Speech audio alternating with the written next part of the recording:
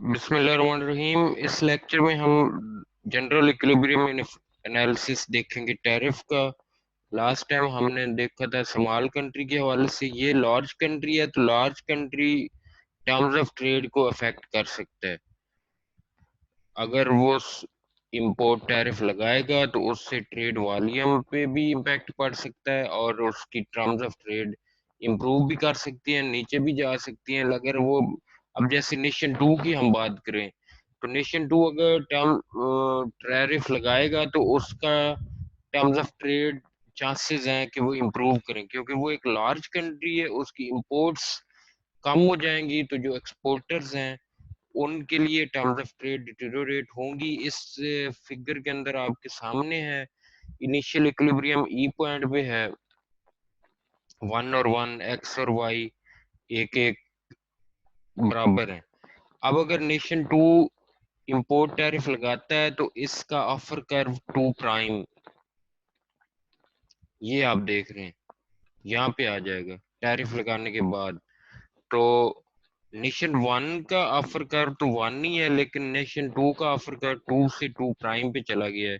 तो to prime पे आप देख सकते हैं कि जो टर्म्स ऑफ ट्रेड है वो 0.8 है, यानी price of X in terms of Y.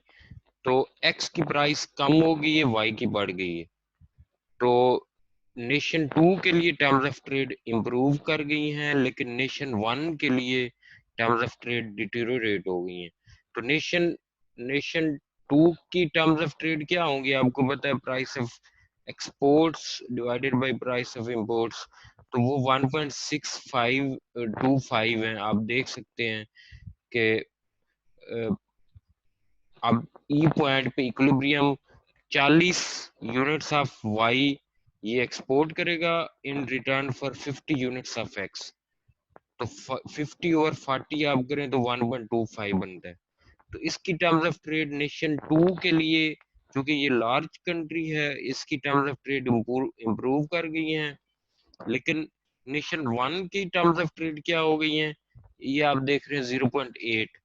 ये उसका उलट है, यानी price of X in terms of Y वो 0.8 है। 40 डिवाइडेड बाई 50, 50x दे के 40y मिल रहे हैं, तो terms of trade for nation one will be 0.8। तो नेशन वन के लिए टर्म्स ऑफ ट्रेड डिटेरियोरेट कर गई हैं। नेशन टू की, क्योंकि ये बड़ा मुल्क है, इसने इंपोर्ट टैरिफ लगाया है, इंपोर्ट्स महंगी हुई हैं, उसकी इंपोर्ट्स कम हुई हैं। जो बेचने वाले हैं, जो एक्सपोर्टर्स हैं, उन्होंने बेचना है तो उनको अपने प्रोडक्ट की वैल्यू या अपॉर्चुनिटी कास्ट उनकी कम हो जाए, बढ़ जाएगी। आप इसमें देख भी रहे हैं। तो ये है बड़े मुल्क का impact of tariff on the rest of the world, या दूसरे जो दूसरा मुल्क भी हो सकता है। अब देखिए ई पॉइंट, ई प्राइम पॉइंट पे जो इक्विलिब्रियम है, इस पे 50 यूनिट्स एक्स के इंपोर्ट हो रहे हैं, 40 तो एक्सपोर्ट हो रहे हैं। अब 50 में से चूंकि गवर्नमेंट ने टैरिफ लगाया 100%, ये देखिए 100% टैरिफ है, तो उसमें से जो 50% टैरिफ है, जो जो कि प्राइस वर्ल्ड मार्केट में अब भी उतनी ही रहेगी, आपको पता ही है जैसे हमने कहा था। लेकिन इस मुल्क के लिए वो टर्म्स ऑफ ट्रेड इसके हक में हो गई हैं। तो इसमें से 50% ई प्राइम से डी प्राइम तक it will be collected as tariff revenue, और बाकी जो है वो लोग ले जाएंगे। और ये भी बाद में, जैसे हमने लास्ट टाइम भी कहा था, वो चूंकि वो चला जाना है लोगों के पास, तो इसलिए वो भी उनको मिल जाएगा। इसी तरह तो price of X in terms of Y and nation two rises from 1 to 1.6 with tariff. तो ये जो लोगों को जो मिल रहा होगा वो 1.6 पे मिल रहा होगा, क्योंकि आप देख रहे हैं कि 50 इंपोर्ट हुए, 50 में से 25 गवर्नमेंट ने ले लिए। तो इसका मतलब है 25 के बदले में 40 units of Y are being exported. तो 40/25, उसके साथ ये आप देख रहे हैं पी डी, ये तो ये 1.6 तब आया है। तो जो डोमेस्टिक टर्म्स ऑफ ट्रेड हैं आप या जो terms of trade in nation two, वो they will rise from 1 to 1.6। तो ये जनरल इक्विलिब्रियम एनालिसिस है इंपोर्ट टैरिफ का in case of a large country.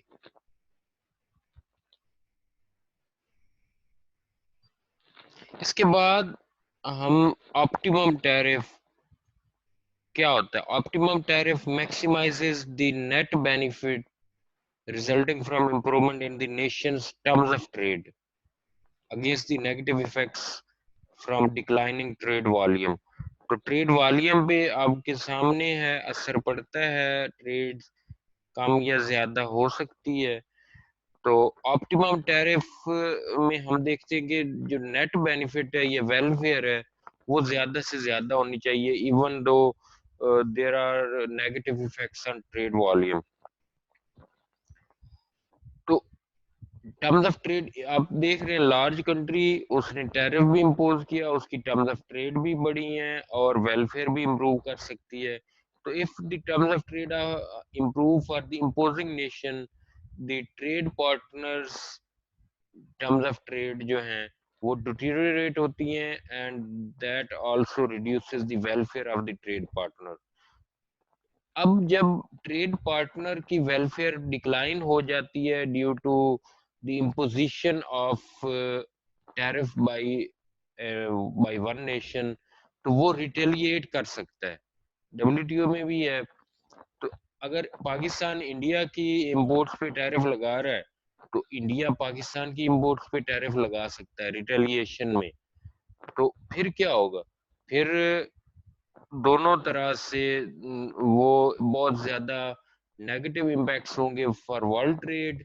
और हम अभी देखेंगे कि इट में आल्सो लीड टू अटार्की या नो ट्रेड सिचुएशन भी आ सकती है अगर इसी तरह से रिटेलिएशन चलती रहे। वो 100% लगाते हैं, इंडिया भी 100% लगा ले।